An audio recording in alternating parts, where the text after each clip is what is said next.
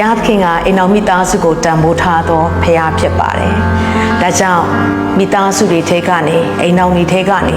ဖခင်ရဲ့အခွင့်အာဏာကောင်းချီးမင်္ဂလာပိတ်သိက်တွေကစီစဉ်စမြဲဖြစ်တယ်။ဒါကြောင့်ကမ္ဘာမှာပြန်ကြည့်တဲ့အခါမှာဘာစနစ်တစ်ခုမှမဖွံ့ဖြိုးသေးခင်မှာ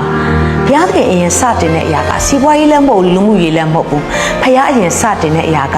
အိမ်တော်မိသားစုကိုစတင်ခဲ့တာဖြစ်တယ်။ဒါကြောင့်ကမ္ဘာဦးမှာပြန်ကြည့်တဲ့အခါမှာအာရနဲ့အေဝမိသားစုဖြစ်ခြင်းကနေဘုရားသခင်ကမ္ဘာကိုဖန်ဆင်းခဲ့တာဖြစ်တယ်။အဲ့ဒီအပြင်ယေရှုရဲ့ကြွလာခြင်းအတွက်ပြင်ဆင်တဲ့အခါမှာလေမာရိနဲ့ယောသပ်လက်မထပ်မိမှာလက်ထပ်ဖို့ရန်အတွက်ပြင်ဆင်တဲ့အချိန်ကနေဘုရားရဲ့ planning ဆိုတဲ့အရာကစတင်ခဲ့တာဖြစ်တယ်။ယေရှုရဲ့ပထမဦးဆုံးသောနမိတ်လက္ခဏာကတခြားနေရာမှာမဟုတ်ပါဘူး။မင်္ဂလာဆောင်မှာဖြစ်တယ်။ကာနာမြို့မင်္ဂလာဆောင်မှာစတင်ခဲ့တာဖြစ်တယ်။ကျမ်းစာတအုပ်လုံးရဲ့နောက်ဆုံးမှာလေဗျာဒိတ်ကျမ်းမှာလေနောက်ဆုံးယုံကြည်သူတွေအတွက်ဆုံးသက်ရမယ့်အရာက